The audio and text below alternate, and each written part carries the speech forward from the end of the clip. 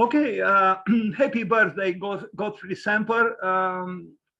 He was born in 1803 on November 29th, and it is a pleasure and a duty for me to talk about him. And you'll understand very soon why.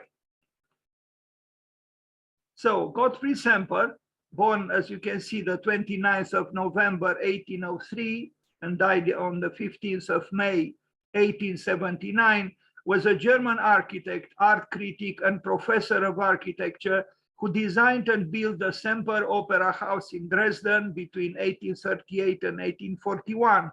In 1849, he took part in the May uprising in Dresden and was put on the government's wanted list. Semper fled first to Zurich and later to London. Later, he returned to Germany after the 1862 amnesty granted to the revolutionaries. So, in other words, he was a revolutionary.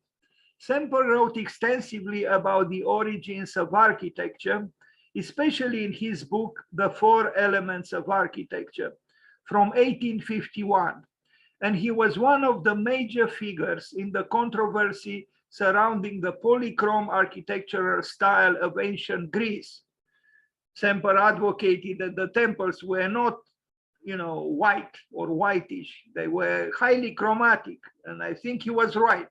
Semper designed works at all scales, from major urban interventions like the redesign of the Ringstrasse in Vienna to a pattern for Richard Wagner. His unrealized design for an opera house in Munich was, without permission, adopted maybe, or both adopted and adapted by Wagner for the Bayreuth Festspielhaus that he built without the the approval or permission from Gottfried Semper.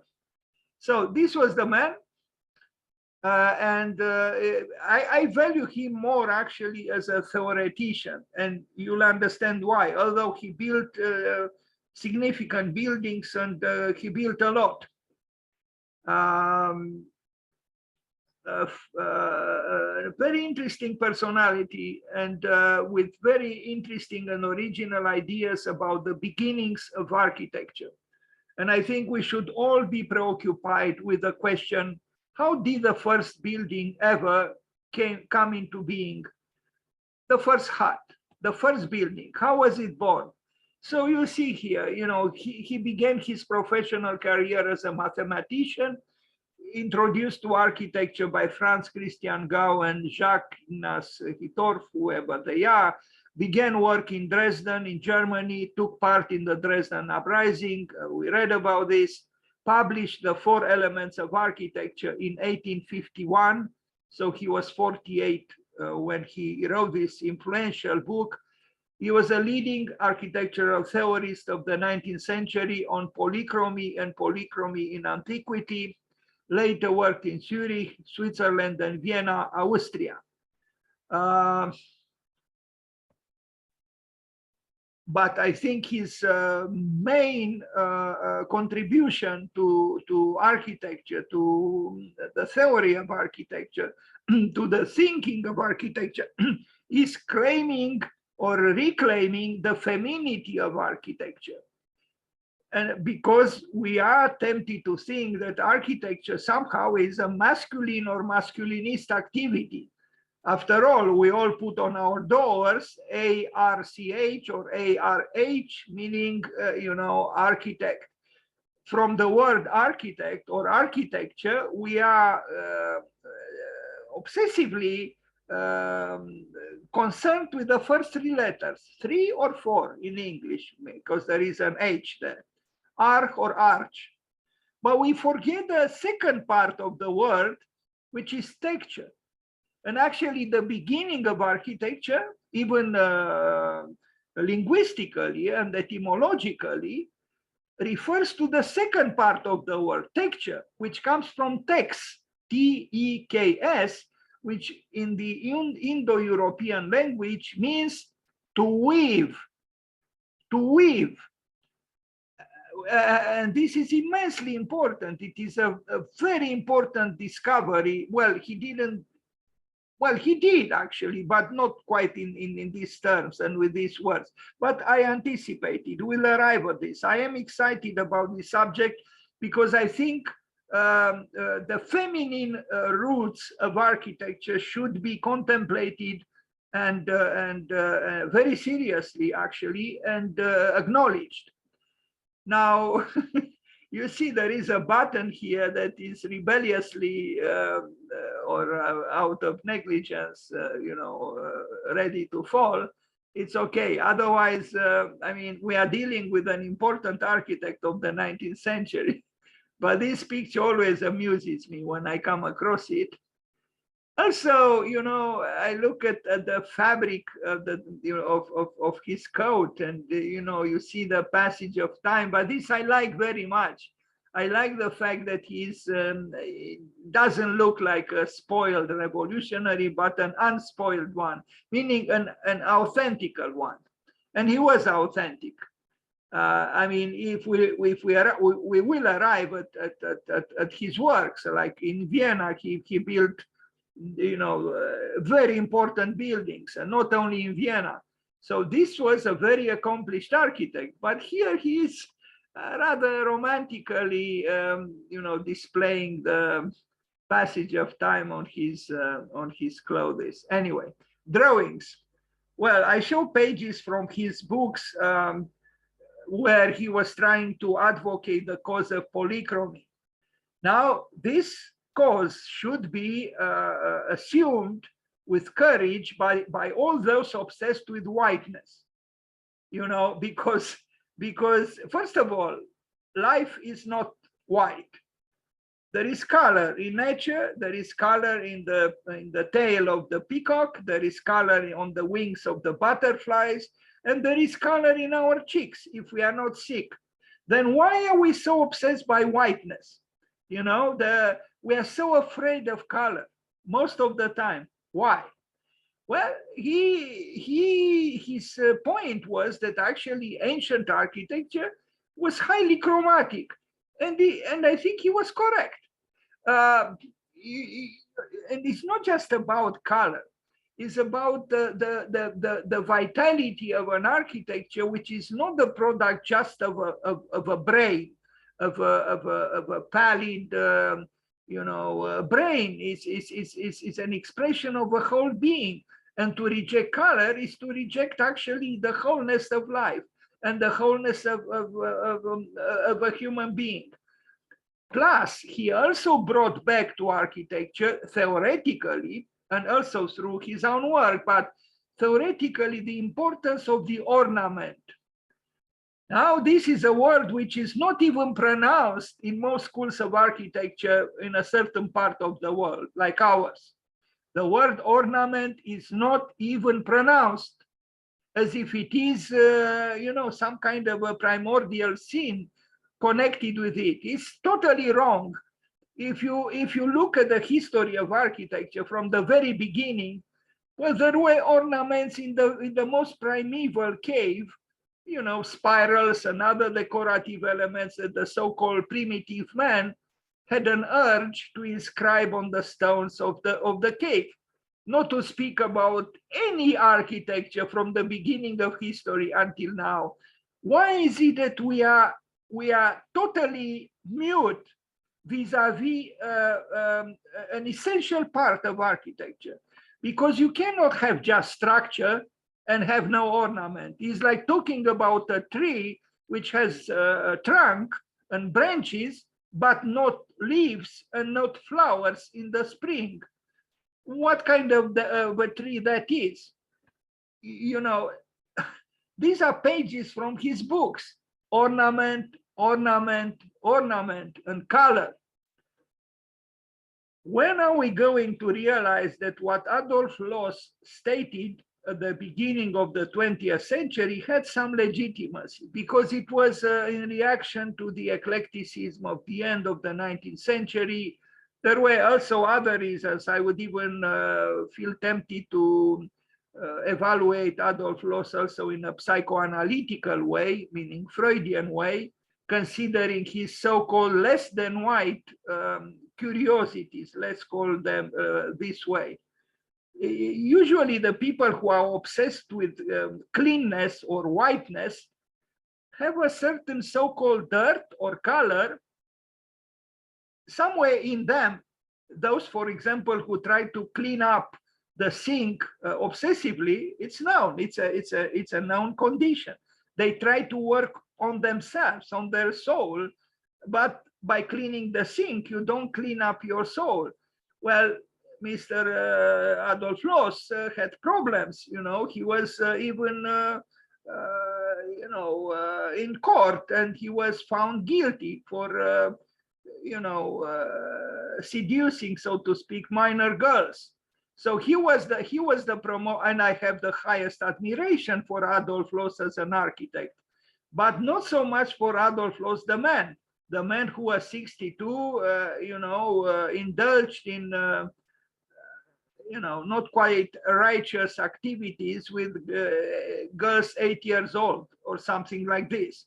And this was the man who was promoted whiteness and the lack of ornament, considering ornament a crime. It was not a crime, Mr. Loos, with all due respect, and I do admire you a lot as an architect, but I think vis-a-vis ornament, you were wrong. And paradoxically, also Adolf Loos used marble in some of his paintings, which was highly ornamental, just like Miss van der Rohe. Miss van der Rohe in his Barcelona pavilion has significant parts of the interior, walls built with, covered in marble, highly ornamental. In fact, almost psychedelically ornamental.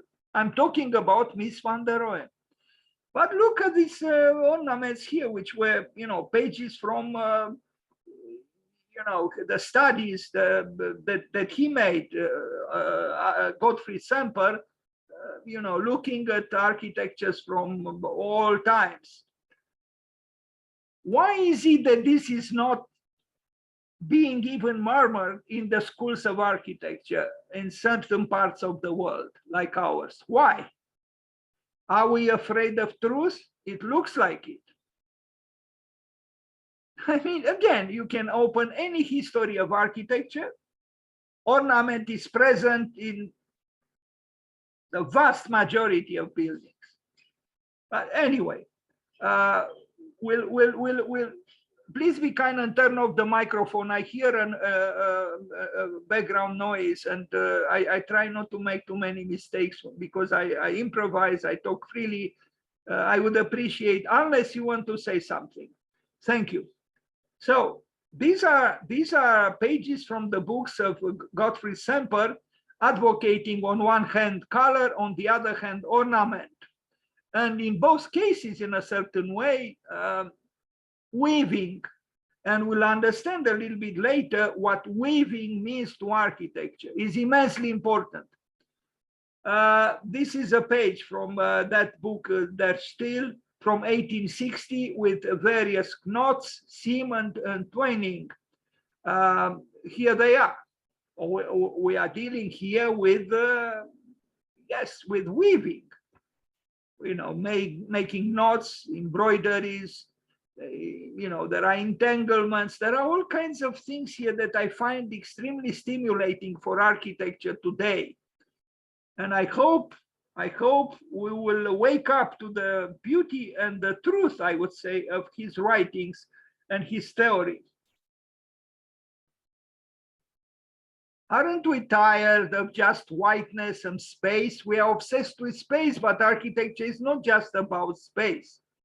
I'm sorry. I mean, in this page, where is the space? There is no space. I read the books of Palladio. He doesn't mention not even one space. Why are we so obsessed with space? I mean, I'm not saying it's not important, but it's not the only matter that matters in architecture, space. But since we eliminated ornament, we eliminated texture, we eliminated tactility, we eliminated tectonics, we eliminated everything except the abstractness of space and whiteness. Look here, why did the architect, the Greek architect, why did the Greek architect indulge in all this intricate work, and also in the narration, because here we are dealing with a narrative architecture. I do not know how to translate into my own words and thinking, because I'm not familiar with the myths. But it's clear that the Greek architect, and not only the Greek architect, was writing something, was narrating something, a story in the building. Are we doing something like this? Of course not. We do not narrate anything in our buildings today. Nothing.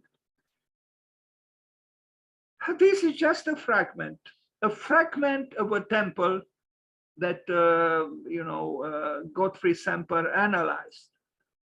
And I think there is complexity here, there is beauty, there is harmony, there are many things that we ignore today. We don't even think about what a column is. Why did the ancient architect need a capital? Why this part which is different from the whole body of the column, and so was the base? Well, because the ancient architect understood that when the vertical meets a horizontal, there is a need for an intermediate entity that negotiates between the verticality of the column and the horizontality of the beam. Are we thinking of such matters today? Of course not. We don't have so-called time, because we are only interested by space, its majesty, space. Space. The four elements of architecture. This is immensely important, and I will explain why. Because he asked himself, in what way the first building was ever built? And his theory was simple, was like this. He said, the first men, the hunters and the fishermen, when they returned from work, they gathered around the fire, they had fire. Okay, let's say Prometheus gave them fire, but they didn't have a house, a home. They understood the immense importance of fire, that without fire, they couldn't even eat. They couldn't warm themselves up. They couldn't do anything. So they understood they had to protect the fire. But they didn't have tools to cut down trees, as Abel Ogier thought that the first hut or building was built with columns and beams, with cut down trees and so on.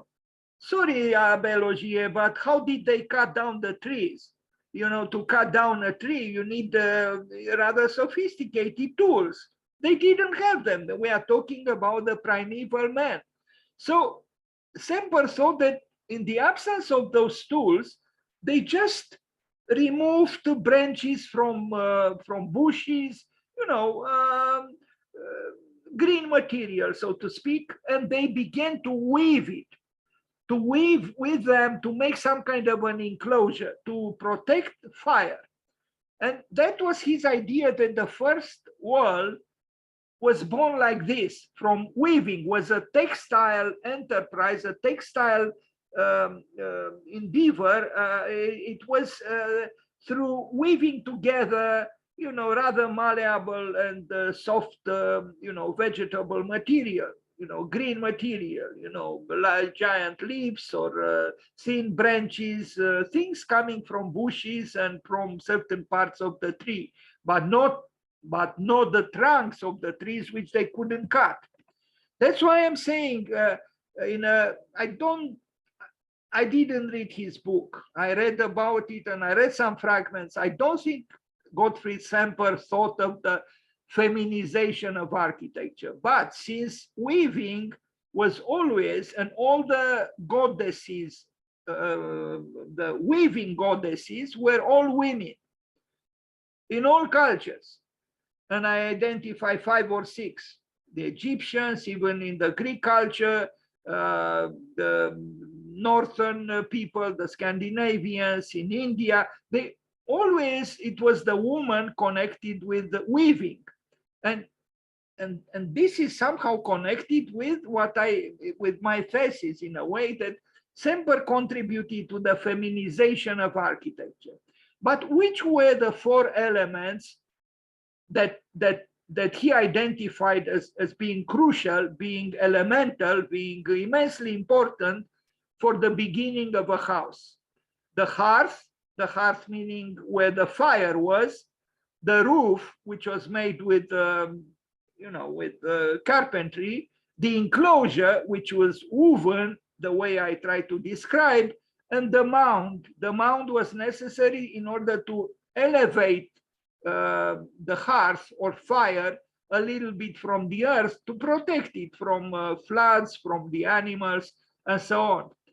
Let's read this page about, because it's very important, about these 4 elements of the first house. The 4 Elements of Architecture is a book by the German architect Gottfried Semper, published in 1851. It is an attempt to explain the origins of architecture through the lens of anthropology. The book divides architecture into 4 distinct elements: the hearth, the roof, the enclosure, and the mound. The origins of each element can be found in the traditional crafts of ancient so-called barbarians. The hearth is metallurgy and ceramics, because it's fire there. In Romanian, vatra. Roof, carpentry. Enclosure, textile or weaving. And the mound, earthwork. Semper stating that the hearth was the first element created. The first sign of settlement and rest after the hunt, the battle, and wandering in the desert is today, as when the first man lost paradise, the setting up of the fireplace and the lighting of the reviving, warming, and food preparing flame. So again, fire. And Frank Lloyd Wright thought in the same way. At the center of his domestic architecture, it was always the fireplace. Around the hearth, around the hearth, the first groups formed. Around the hearth, the first groups assembled. Around it, the first alliances formed. Around it, the first rude religious concepts were put into the customs of a cult. That's what he wrote. And Semper continues, throughout all phases of society, the hearth, in Romanian vatra, formed that sacred focus around which took order and shape. It is the first and most important element of architecture. Around it were grouped the other 3 elements: the roof, the enclosure, and the mound, the protecting negations or defenders of the hearth's flame against 3 hostile elements of nature. And here is a page from his book. Here you have the hearth, then you have the enclosure, you see woven textile work, then you have the mound, is a little bit the house elevated from the earth to protect the fire, and the roof, which is carpentry. So here again, the 4 elements of architecture: the hearth, fire, ceramics; the roof, wood, carpentry; enclosure, weaving, very important; and the mound, stone masonry. A student sent me this incredible discovery he made. I don't know where he found it, but this is telling everything. That indeed, at the beginning of architecture, it was text to weave, and all the words containing, various forms of the word architecture or architect derive from text. So the root, the linguistic root of the word architecture and architect, and in all languages comes from text, which means to weave. That's why the second part of the word architect, in my opinion, is more important than the first one, texture. There is the connection with text and tectonic. And you see all these texts, there are many, many relationships that etymologically are inscribed in this connection with this fundamental root, text. Now, let's see some built works by this important architect, Gottfried Semper. First in Dresden. He built this theater between 1838 and 1841, but it was destroyed by fire, which he thought was the catalyst of life. was destroyed by fire, and this happened also to Frank Lloyd Wright. The Frank Lloyd Wright twice was the victim of terrible tragedies because of fire.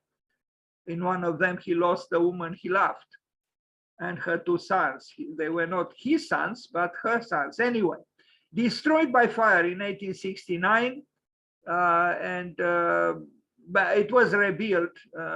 We are going to see it rebuilt. He built very large buildings, so obviously he was acknowledged as a major architect. And it's too bad that you know, sometimes fire does take place. Even today, we have all the paraphernalia of protection, but still fire happens sometimes. Unfortunately, here is an image, showing the tragedy. Yeah. So this was a building built in Dresden by Gottfried Semper.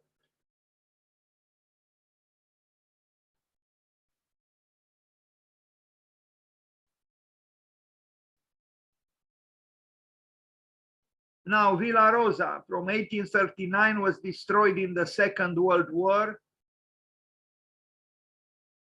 Well, his architecture is rather soft in a way, even when he built large buildings. But maybe the word soft is not the best word I can find. But it's not an architecture that is aggressively avant-garde in any way. Here was a man who, with his knowledge of architecture, was not inclined to ignore history. But there is a sensitivity here that that derives from the fact that he didn't say no to the ornament, and he didn't say no to that mysterious weaving. So he is weaving here, even in the elevation of the building, various forms, which, in my opinion, show a feminine sensibility.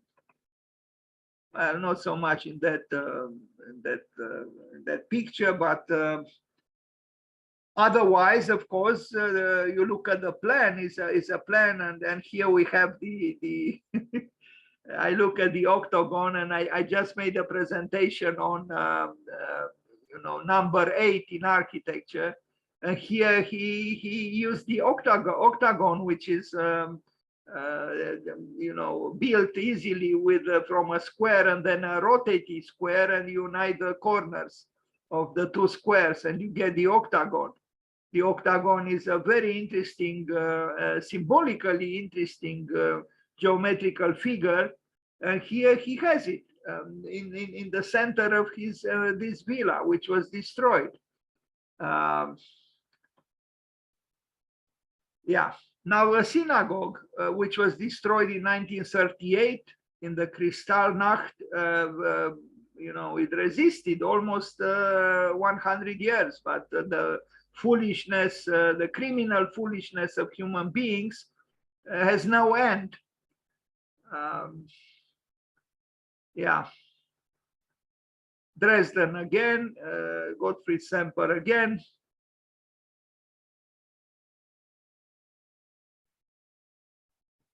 Isn't this an octagon as well? Octagon, I think it is.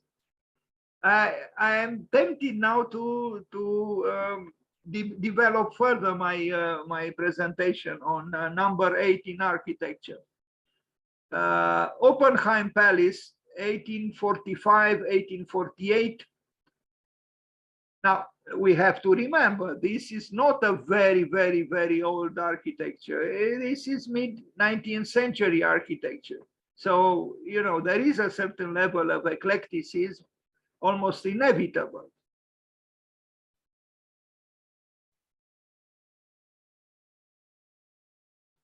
Now, Semper Gallery, from 1847, 1855, Dresden, is this building here. you can tell that even if this man understood the textile aspect of architecture and the woven aspect of architecture, he was able quite able to use geometry and rhythmicity and so on in a rather masculine way, if I am to play with these so-called concepts. I think he was able, like a complex artist and architect, to marry the masculine principle with the feminine principle. Femininity was brought in through ornamentation, but he was able to articulate large buildings in a, I would say, very cohesive and convincing way.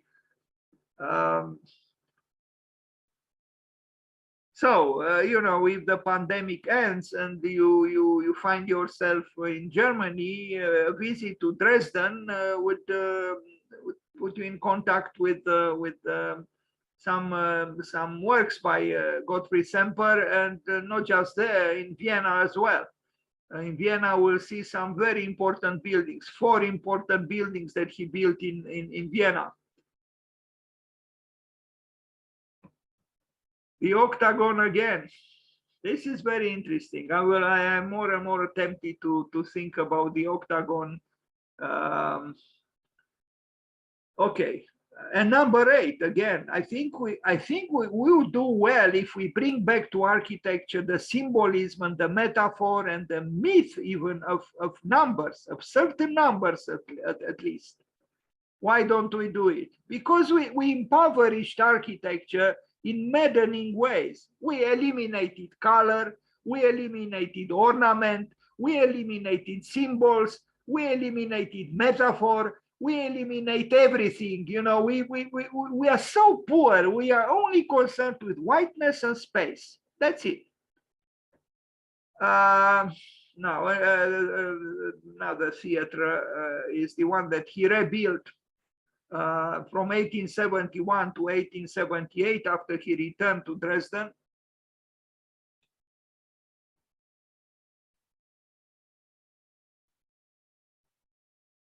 Well, I will be honest, this is not truly, I never truly admired eclecticism, and I was not very, very fond of 19th century architecture, although I admire Victorian architecture. But perhaps in order to become affectionate towards this kind of architecture, you need subtle knowledge of history and comprehend, the beauty and the complexity of rather undecided or hybrid buildings where aesthetics received various influences.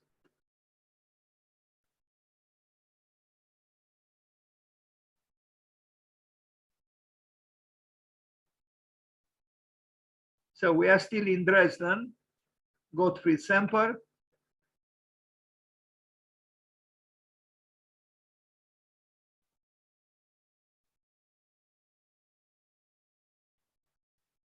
But somehow you feel, when you look at this building, you somehow feel that, all the parts that contribute to the making of the building, to the making of the facade, yes, there is a multiplicity in unity. You see how things are done, how the wall came into being, how the arch was built. There is a woven quality somehow. I hope I'm not, just singing on the theme of his theory, but this is what I see. I see a complexity that is almost woven somehow on the elevation of the building. Otherwise, the building is symmetrical. You wouldn't really say that this is an organic architecture, but things are not so simple. There are curves here, and so the geometry is softened by detail, but also by a certain roundness. You see it here too. You see it here.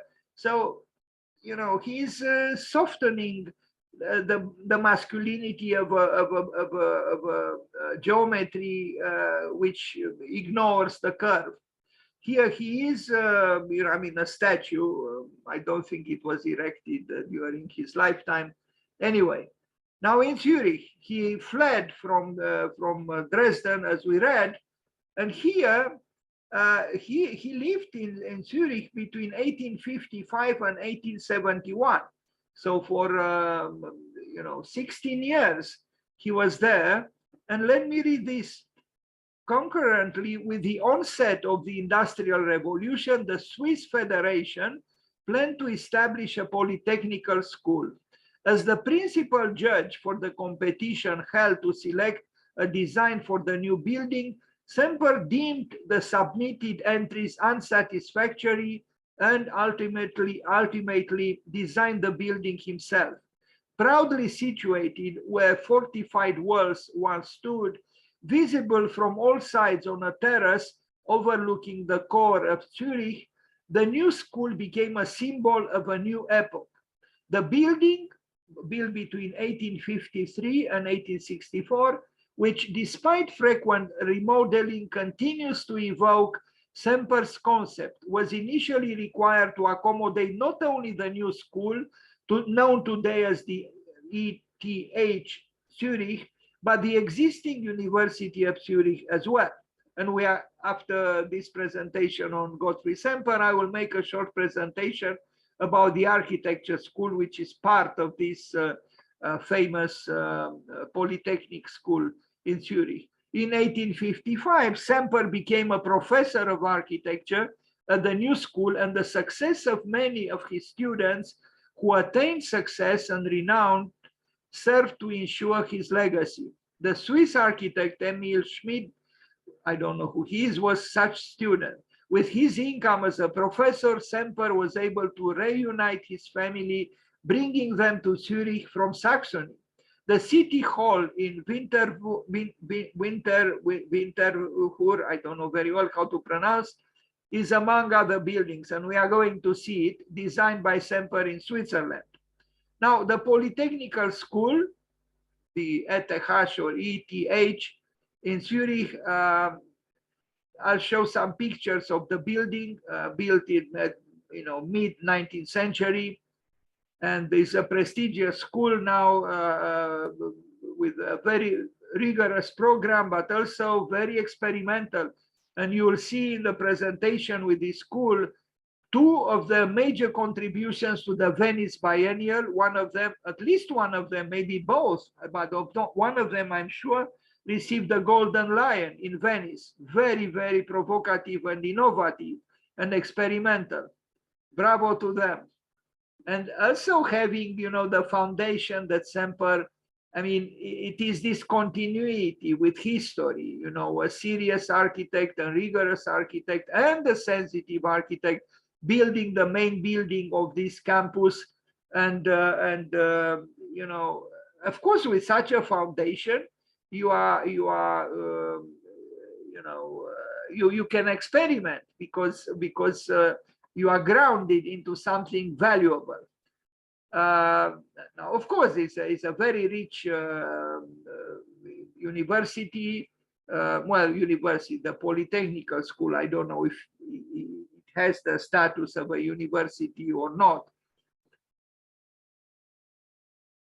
So this is the building. It's a massive, it's a large building. And it's sustained financially by the government, by the state. It's a public school. They have, if I remember correctly, around 30 Nobel Prize laureates who were connected in some form or another with the school, and the most famous probably is Albert Einstein, but not just him. The school is not just with architecture. Architecture is a faculty, but they have others with engineering, I think even chemistry, mathematics, and so it is an excellent school.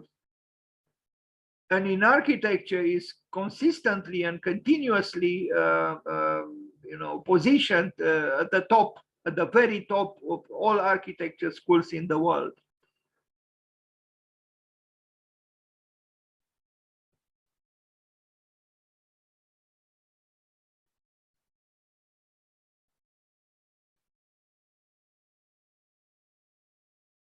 You are going to see in the second presentation a new building they built, an experimental building, very, very interesting. I envy them and I'm happy for them. Now, the observatory, which also was built by Gottfried Semper, 1861, 1864, also in Zurich.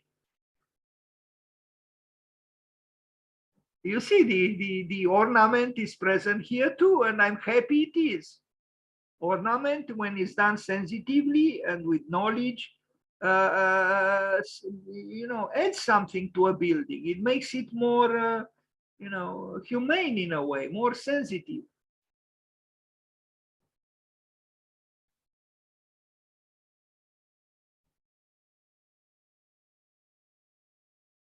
I mean, let's compare this building with this building. Okay, maybe this building is not a masterpiece. But if we look at the top part of this building and we look at this building, is this really a progress? I don't think so. I mean, here at least, you know, my eye and my mind, you know, I could be curious about what these things mean. You know, here I have no curiosity. You know, what is to contemplate here, really? Now, the city hall in this place, Winterthur, I guess, the city hall built between 1865 and 1869. And you see some possible connections with a certain architecture not far removed from Palladio. Anyway, but I personally wouldn't mind seeing such a city hall even today. And you see the building stands up, you know, with a certain pride, and the flag, I guess, is joyously attached to the facade, the main facade of the building. It's well proportioned and it has dignity and it has, you know, this power of representation, which comes from, you know, the solid, you know, prowess of the representational prowess of, you know, the classical columns and order. And, you know, again, it's not an architecture that is very adventurous. It's not.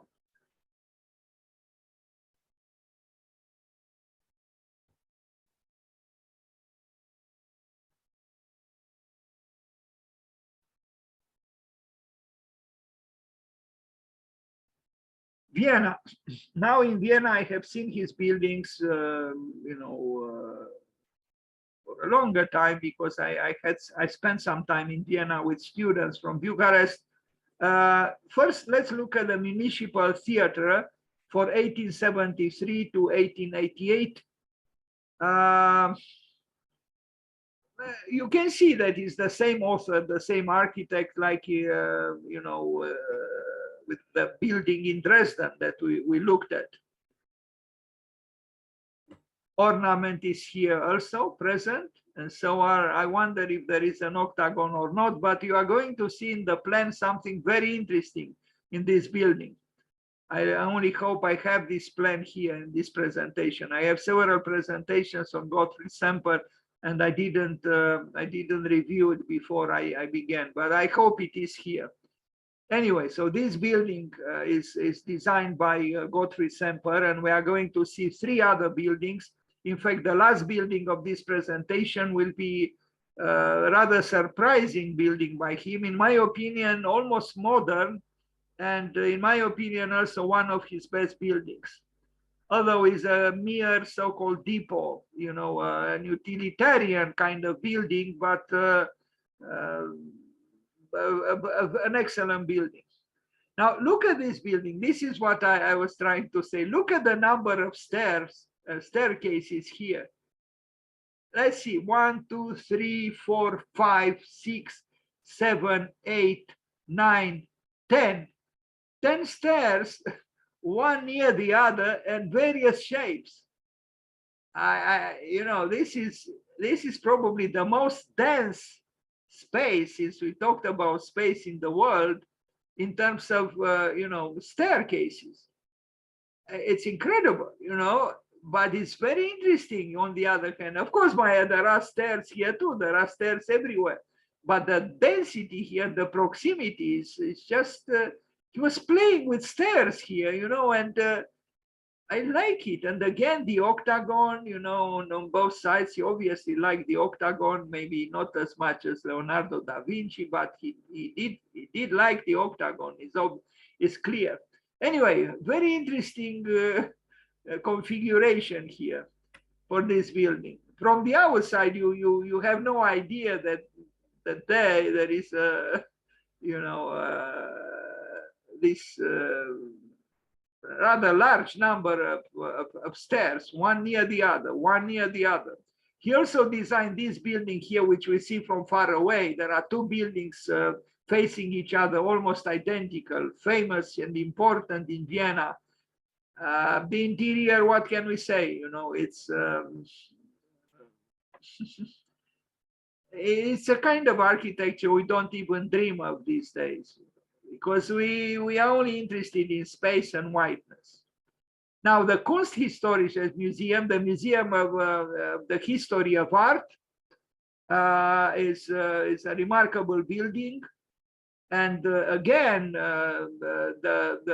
the knowledge and the sensitivity that this architect brought to architecture, with his concern for color and texture and textile work, I mean, metaphorically speaking, with ornaments, is remarkable.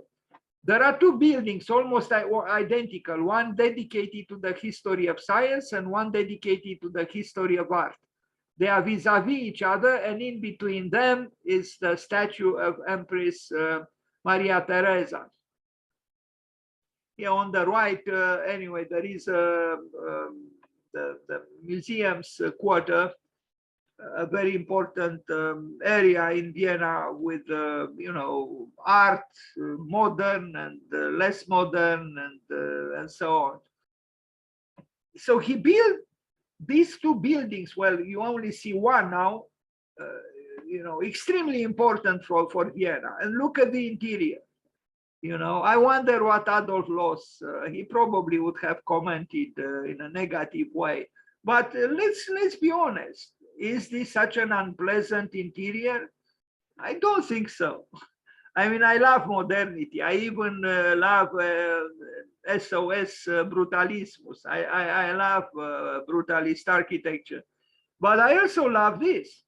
And this is not brutalist. I mean, you know, because of the richness, in good measure associated with or derived from ornament, this building is indeed, you know, nourishing for the eye and for the soul as well. Again, we don't be like this. Of course, this is an aristocratic building and a unique building. Well, there are two almost identical, but you understand, in a city which was the capital of an empire, the last empire in Europe, we cannot be like this everywhere. But the consciousness and the mentality that an architect has when crafts public building, you know, I think even if you don't repeat ad literam what he did here, you can inspire yourself from towards a richness which could be very different, but in essence, perhaps not very dissimilar.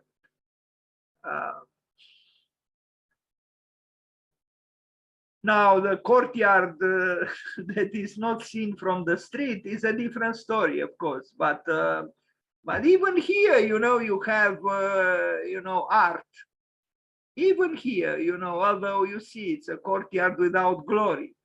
And even here, though, there are traces of a sensitivity which we very rarely have these days. So this is the Museum of the History of Art in Vienna by Gottfried Semper, and art it is. Now, look at this plan. I mean, this plan, I mean, you know, it's very ornamental, isn't it? And you say, do we need so much ornamentation? Well, if we look at pictures, I wouldn't say it's the ugliest, building in the world. It's not. And again, it's a different kind of architecture. It's a different kind of conceiving of architecture because ornamentation is welcome.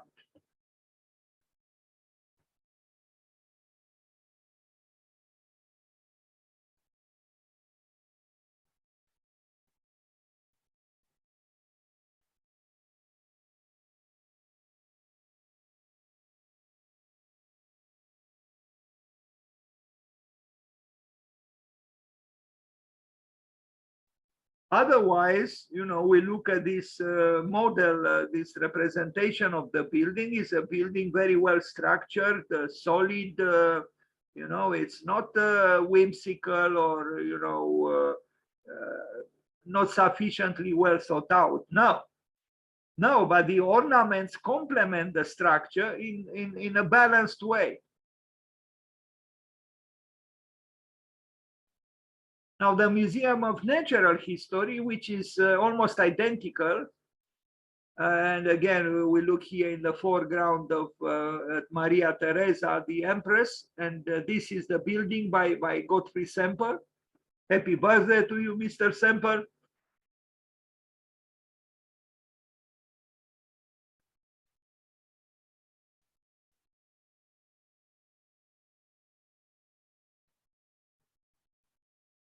The Octagon.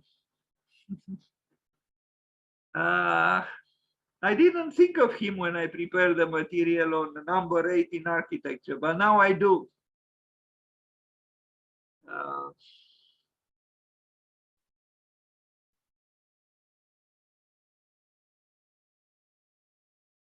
The magic of number 8 and of the Octagon.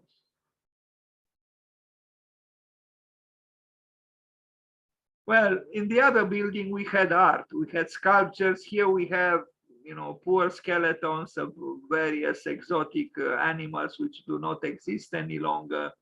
On one hand, art, on the other hand, science. We need both. Gottfried Semper in Vienna.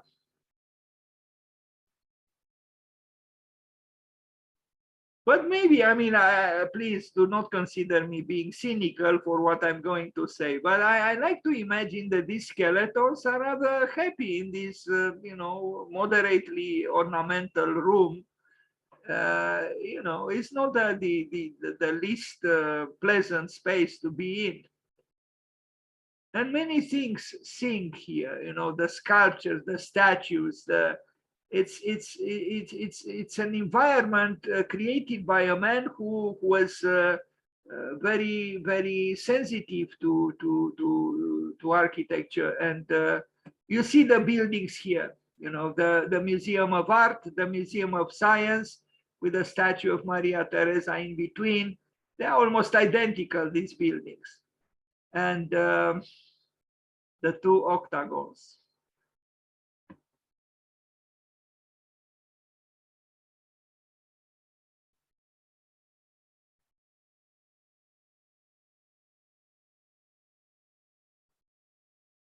And here in the left corner is the museum's quarter with all kinds of, they even have a building with concern for architecture, libraries, two museums. It's the museum's quarter. This is truly a very important area in Vienna.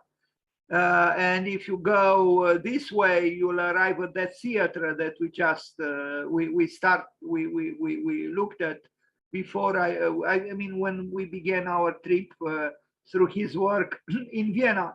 And I will end this presentation on Semper, which is in no way, maybe it deserves to be amplified.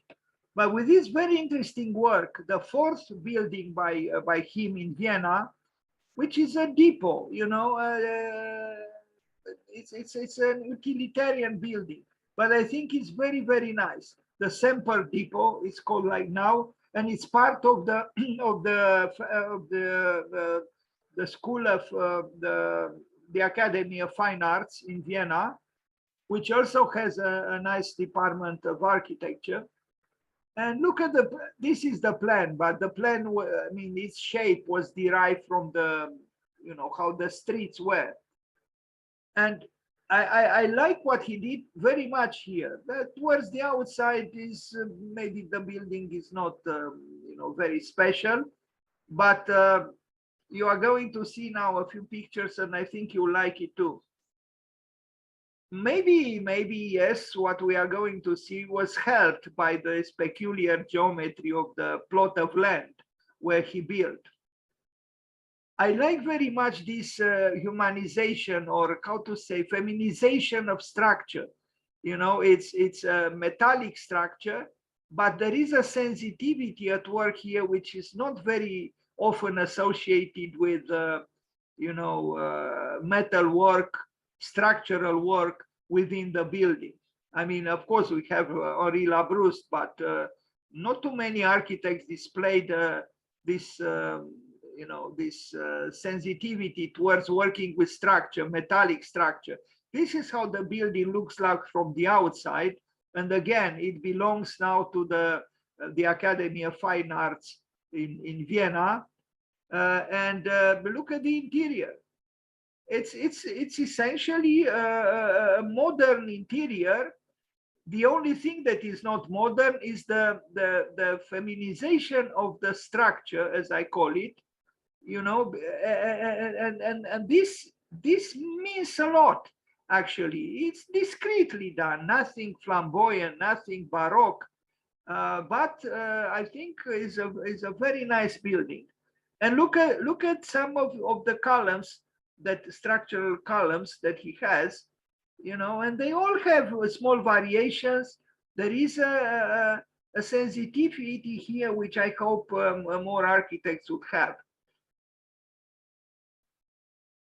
Because these things could have been done in many ways, but it could have been done also, they could have been done without any kind of ornamental intention. Here, the ornamental intention, in my opinion, adds something to the building. A discrete artistic concern.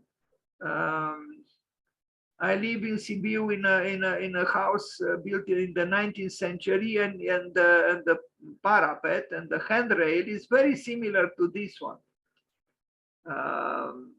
Well, Transylvania was until 1918 part of the Austro-Hungarian Empire.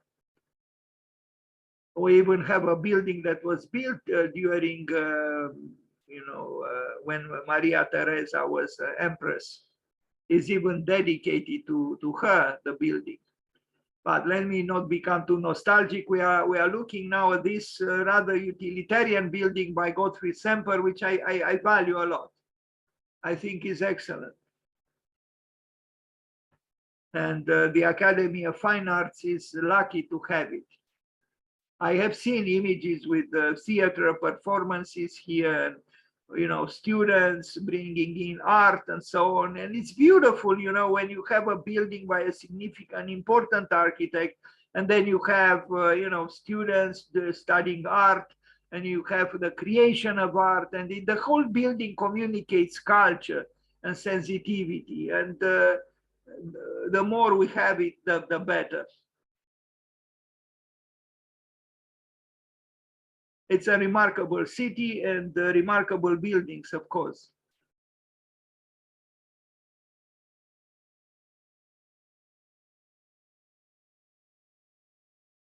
Looking upwards. So you can do an utilitarian structure, which is not just structure, but it has a touch of sensitivity. At least a touch of sensitivity. Bravo to Gottfried Semper.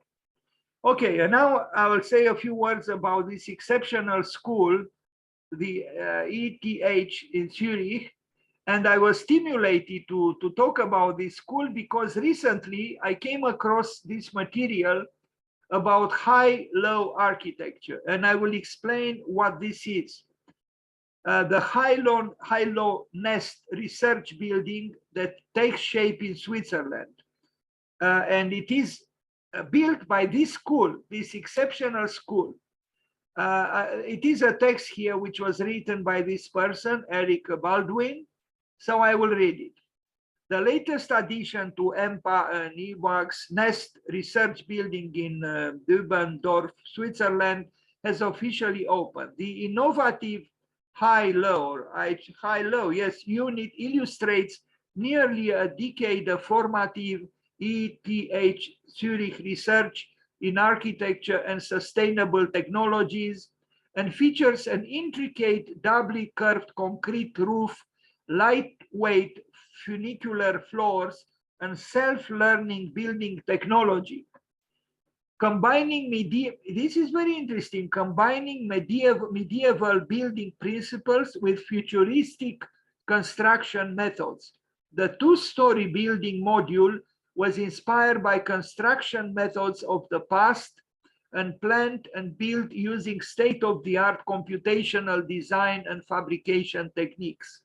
In the new unit, a team of scientists led by Philippe Bloch, professor of architecture and structures, and Arno Schleuter, professor of architecture and building systems, together with industrial partners, explored how lightweight structures and efficient construction methods can be combined with intelligent and adaptive building systems to reduce both embodied and operational emissions in the construction and building industry. The unit striking roof derives its load-bearing capacity from its highly curved geometry, combined with a concrete sandwich structure made of two thin layers of reinforced concrete connected by a grid of concrete ribs and steel anchors. To save large amounts of formwork material, the roof was built using a flexible formwork consisting of a tensioned cable net covered with a thin membrane onto which the concrete was sprayed. For the mezzanine floors of the two-story unit, the researchers primarily aim to use as little material as possible in the structure itself. By using a rib-stiffened funicular shell instead of a flat plate, high-low lightweight funicular system uses over 70% less material than conventional floor slabs in reinforced concrete. Furthermore, digital production methods allowed the integration of ventilation, cooling, and low temperature heating systems into the floor structure for an even greater reduction in materials and volume. Sorry for this rather long text, but we'll soon arrive at pictures. The high-low unit is also equipped with an adaptive solar facade developed by Schleuter's group. It consists of 30 photovoltaic modules that can be aligned with the sun. The flexible modules can also be used to control how sunlight enters the room in order to passively heat it or reduce cooling requirements. The adaptive solar facade is one of a series of innovative building technology components designed for efficient indoor climate regulation. This is a very sophisticated technological building, but you are going to see that aesthetically is also intriguing and almost provocative. During operation, the researchers consistently optimize the interplay of the individual technologies using machine learning and considering the users in order to investigate how comfortable indoor conditions can be achieved with as little energy and emissions as possible. You have to understand this is part of a university that is in good measure concerned with science. It was a Polytechnical School, the ETH has scientists and very, very capable engineers and so on. So high-low stands for high performance, low emissions. So let's read again. High-low stands for high performance and low emissions. So it's an architecture very appropriate for our time. The unit allows researchers to test how the construction and operation of buildings can be designed to be as energy and resource efficient as possible, while at the same time ensuring an attractive architectural space and a high level of comfort. High-low is the 8th module in the experimental NEST building on the campus of the two research institutions, EMPA and UVAG in Döbendorf, Switzerland, just outside of Zurich. In the modular research and innovation building, scientists and industry partners can test and advance new building and energy technologies in temporary building modules or units and under real life conditions. And I will see some pictures. Please contemplate the ceiling. You know, I mean, the influence of Gottfried Semper is somehow still felt. Why did they do this kind of ceiling here? Why not a flat white? Well, it's almost whitish, but look at the waves and the ornamental design of the ceiling. It's a very interesting building. Unfortunately, I myself do not have the technological knowledge to assess it in its own terms, but aesthetically is provocative, and I feel it's a serious architecture that somehow manages to combine, you know, scientific concerns and technological concerns with a more than acceptable aesthetic. You know, it's look at the roofing and the ceiling. You know, it's so organicity is not rejected in the name of prosaic concerns. No, somehow the two are mingled, and this is remarkable, I think. And the building is very, very, in a way, intelligent, if I am to use the language of today. It's a smart building, although I don't like the word smart, and I don't truly believe in smart buildings. I would rather have human beings that are so-called smart, or in better said, intelligent. But I feel that this is, you know, they are breaking new ground. These people, this building was built by architects, by scientists, by engineers. They came together and they generated an architecture that is modern, but also somehow moderately medieval or inspired by certain constructive principles. And I like this very much. It's an experiment. It's an architecture that unites knowing with doing. It's not just doing, and it's not just knowing, it's both. And look again, surprise, surprise, Ornament is back. And this is a very recent building. It was finalized just months ago. They know what they are doing. These people are breaking new ground. They create a building which is belongs firmly to our time and maybe even the future, but at the same time, even a Rococo sensibility or a Baroque sensibility, meaning from a different century, would have felt rather comfortable, aesthetically speaking, in this room, and not just in terms of you know, temperature control. But they work with robots, with the highest technologies. They work. These people love what they do, and of course they have the means to do it because it's a well-to-do school in a well-to-do country. But what's important is the state of mind, you know, being open to investigate the new, to build new things. Look at this, you know, they were also concerned with, you know, consuming. You remember from what high-low means, you know, high performance and low emissions. So maybe all the buildings that we build today should be high-low, at least in the aspirations that we have. Do you need computers for something like this? Of course you do. Although, you know, in the Middle Ages, people built maybe not in a very, very different way with other means. But today, you know, we do need this high technology to do something like this. and not to use it is turning your back on the present, not to speak about the future. I salute this building. You know, I don't know its technical or technological intricacies. I read about them, but I'm hesitant to say that I understand everything properly. But I react to it emotionally, and I react positively because it's a building that asserts the marriage between art and science, and this is important. You know, they could have had a ceiling just like the floor, but no, they chose a different kind of ceiling, which you know, you remember the ceilings in the buildings by Gottfried Semper. Well, if you looked upwards, you saw I call it the feminization of the structure, and the building and the room began to sing, because yes, you know, a floor should be different from a ceiling. Well, the floor could also have a little more character than what we see here. But you know, let's look at what is positive, and what is positive is the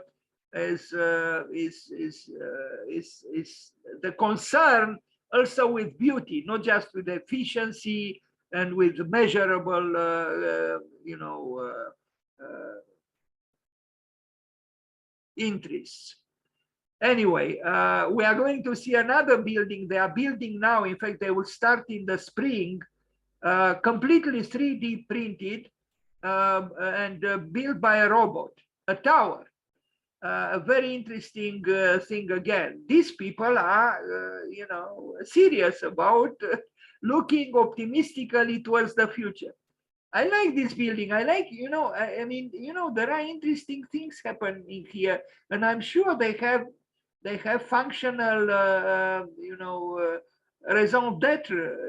They were done in this way because the presence in this team that built this building of the engineers and the scientists was very, very important.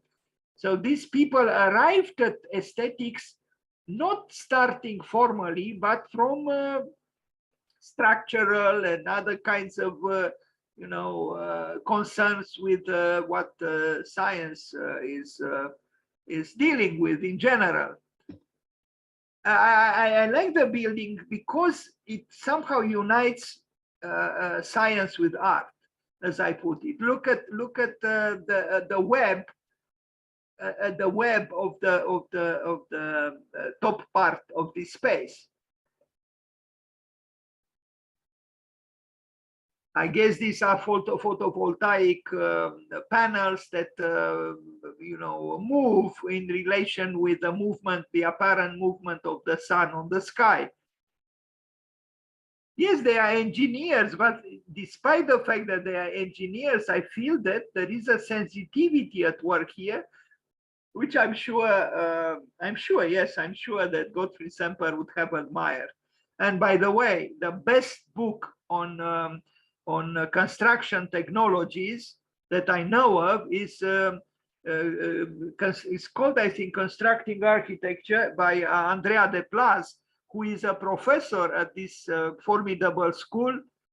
It's beautifully philosophical, although it is written also with the rigor that the Swiss are capable of always having. It's a wonderful book. It's about technology, but they also talk about sensitive issues in philosophical terms and in terms of beauty and symbolism. And it is Gottfried Semper is mentioned continuously through this. It's a Bible about the technology of construction. It's a great book, the best that I know of in this field. Andrea de Plas, the author, who is actually running the department of technology in this very important school. Now we look at the cultural site and pioneering construction from a 3D printer. Let's read. The 23-meter high tower made of 3D printed columns is to become a cultural site in that place, Molenz, I'm not sure I pronounce well, a village on that pass, Julier Pass, with just 16 inhabitants. So it's less than a village. The structure is being planned by ETH architects and engineers. Construction is scheduled to start in the spring of 2022, so next spring, with robots printing the tower's components on site. And some renderings of the building here contributed also Michael Hansmeyer or Michael Hansmeyer. We are going to see some of his works, a very interesting researcher in this school. So let's read. Digital building technology in a mountain village. The White Tower was designed and planned by ETH Professor Benjamin Dillenburger and Michael Hansmeyer from the Digital Building Technologies Research Group, together with the Origin Foundation. Today, the foundation presented the project in this place for the first time. Swiss President Parmelin was also in attendance during the presentation of the project. The tower is 23 meters in height and consists mainly of organically shaped 3D printed white concrete columns. They support 4 floors that are each between 4 and 8 meters high. Right at the top, they form a dome and surround the stage where theater plays, dance performances, and concerts will be held. The project is a fascinating blend of culture and science. Interestingly, somehow science is not considered as being part of culture, which I don't think is correct. Science should be part of culture, but that's how this text was written. ETH aims to use this collaboration to strengthen the association between culture, research, and technology development, said this person, the vice president for research at ETH Zurich, because new knowledge often emerges where various disciplines meet. This I should stress again, because new knowledge often emerges where various disciplines meet. In other words, interdisciplinarity is immensely important, and where we are is not, as far as I know, at all addressed this problem of multidisciplinarity. The White Tower will have a proeminent position on this in this place and is in this little village, and is intended to be visually reminiscent of the Grisons confectionery tradition. Large numbers of Grisons immigrants made a name for themselves as pâtissiers in Europe's capital cities in the 18th century with the elaborately decorated creations of small, delicate sugar towers. This is the building which they are going to build with a 3D printed method, and the robot will start the work in the spring of 2022. Some renderings of the interior. But one thing is for sure, the ornament is back. And I would say we should welcome it. These are 4 engineers who work. They are proud with the model.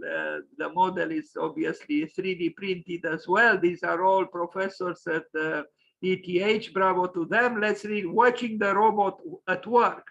If everything goes according to plan, a public construction site will be set up in April 2022, and everyone will be able to watch as a robot applies the white concrete layer by layer.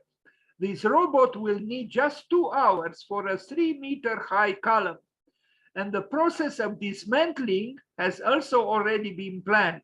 The concrete elements can all be taken apart, and the tower can theoretically be rebuilt at another location. ETH and the Origin Foundation already worked together back in 2019 when digitally printed concrete columns were used to create a stage set for dance and theater performances in the gardens of this villa. So, since I mentioned Michael Hansmeyer, let's see some of his works because he's a very interesting researcher, and I think he was initially a banker and then he turned into an architect. Anyway, he's an important man in the field of promoting 3D, digital printing, and also in the field of using sophisticated technology to bring back an architecture that we forgot for a too long time. Look at these columns that he actually built, that he erected through. He creates these immensely intricate columns. You know, it's incredible. We are recreating some kind of a new order, but it's not so new because in temples, in Hindu temples in Southeast Asia, in India, there are columns that are very similar to what he's doing here, except that these are done through the newest technologies and 3D printed. Now, again, I would like to see who's telling me that ornament should be banished. We are talking here about cutting edge innovation and experimentation and creativity, which belongs to this day and to the next days. Why is it that we don't even whisper the word ornament? Please, someone tell me, because I do not understand. These are columns built by Michael Hansmeier. 3D printed, of course, but isn't it interesting that the columns are coming back, but not that stereotypical round or square white column? No, these are intricate works. Each column is a little bit different and an art creation. Michael Hansmeier, who is a researcher where this formidable school, ETH, Zurich. They are pushing the frontiers of architecture. They are discovering new things, new ways. We are followers at best. Digital Grotesque, also a work by Michael Hansmeier. Again, 3D printed. Isn't the embroidery coming back to architecture? Isn't this what we are looking at, making Gottfried Semper, wherever he is, smile? I think he does smile. I think Gottfried Semper is smiling, even to now at this moment, because we remember him, because today is his birthday, and because we tell him a heartfelt happy birthday, Mr. Semper.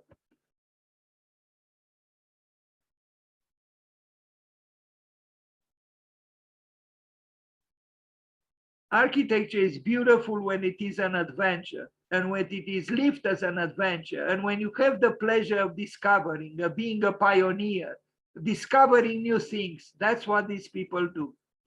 They are very rigorous. They are Swiss after all. But look what they do. It is something that we don't even conceive of. Now, of course, someone would say, the minimalist would say, what is this nonsense? You know, why do we need these complications? But try to explain this to someone who embroiders a curtain or a sweater or anything, you know. These works actually are both very modern or futuristic and old, because they connect with textile works from a very long tradition.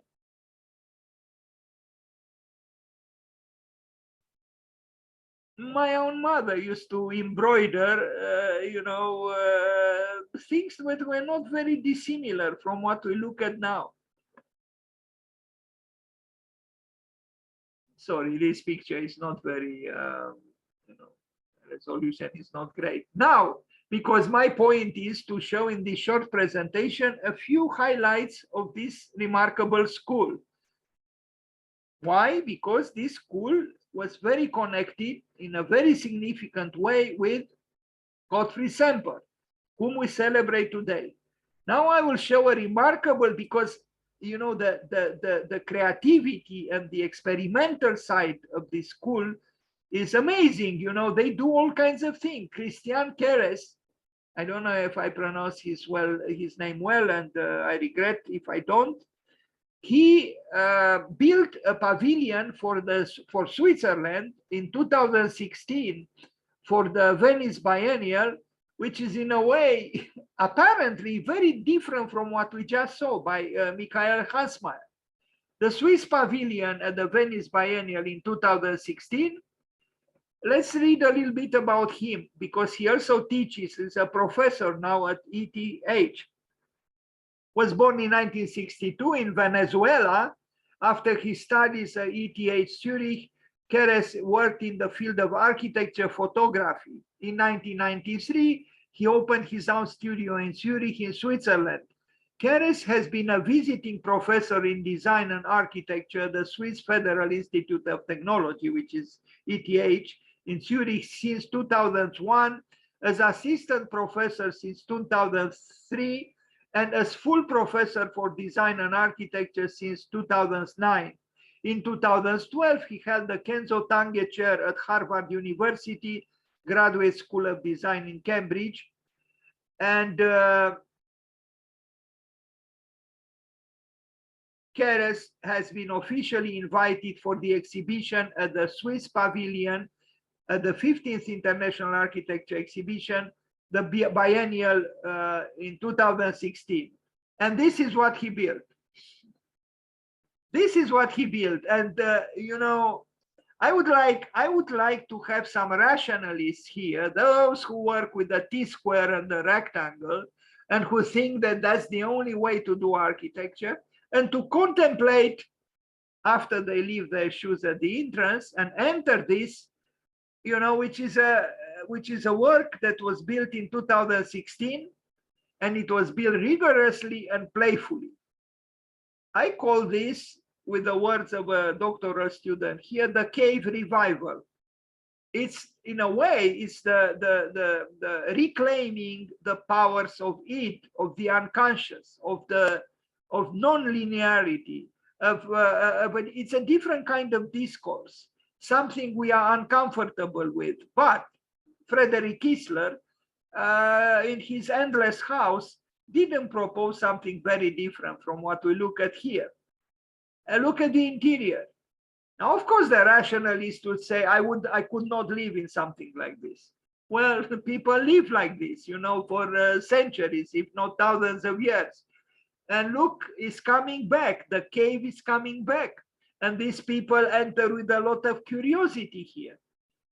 That's what I see on their faces. I had been here. It's true, I didn't enter, but I have seen this pavilion built by this interesting architect who teaches there.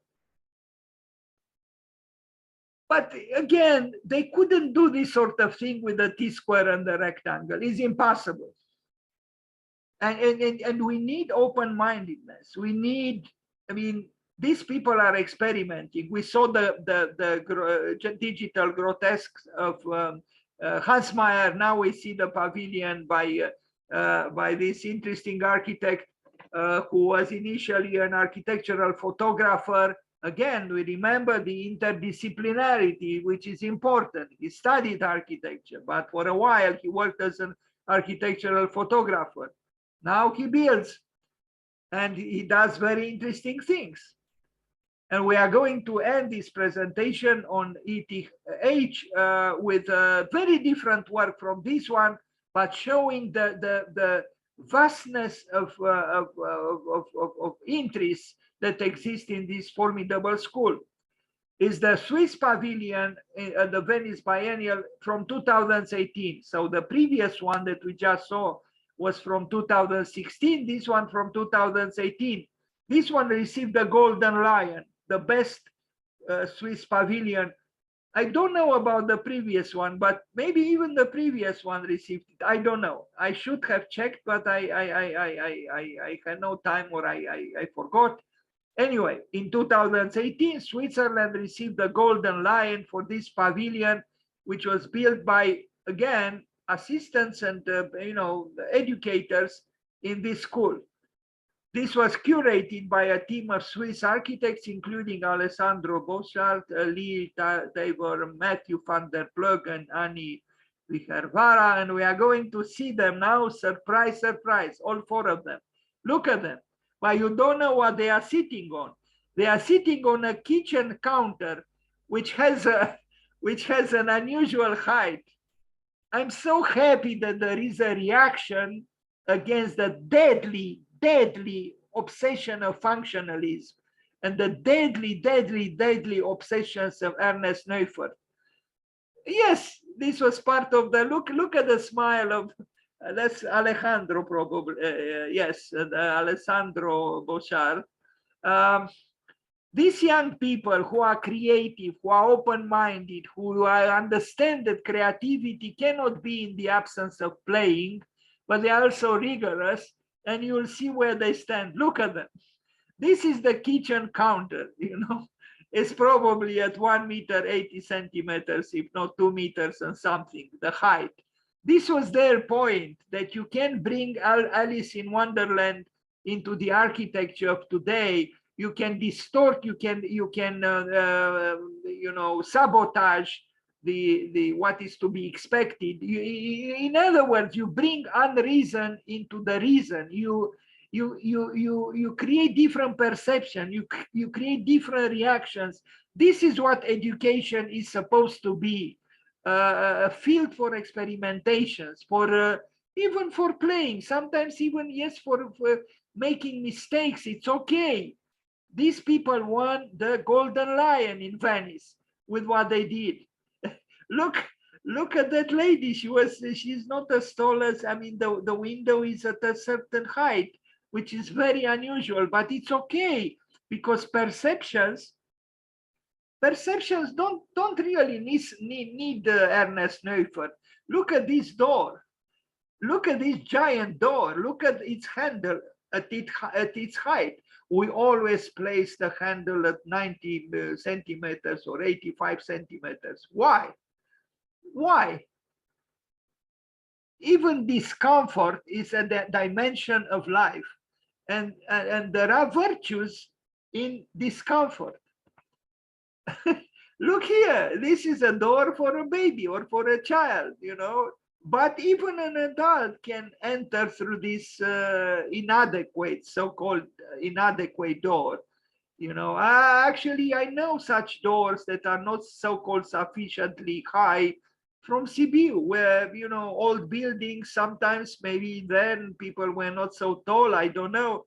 But this obsession with the so-called scientific height and objective height and objective everything, I'm tired of objectivity. Look at the handle of this door, you know, because by placing the handle here, this person becomes a child.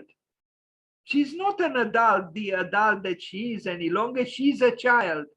So it's something rewarding and beautiful in bringing joy and playfulness into something which otherwise would have been predictable and banal, and in essence not nourishing. Bravo to the Swiss. They can be very rigorous. We saw that first building. They can be great engineers. They can count beautifully, incredible well, but they also have the reaction to excessive calculation, and they bring in the joy of playing. Look here, this door, and look at this door, or a window, whatever it is. You know, it's, you would say this is a window for the knees, maybe. Look here, two different sizes of the doors, one much less height than the other one. It's okay. And here they are again, the playful. I confess I'm emotional, because I wish all architects would be like them, enjoying themselves, inventing even crazy things. What would life be without these so-called crazy inventions?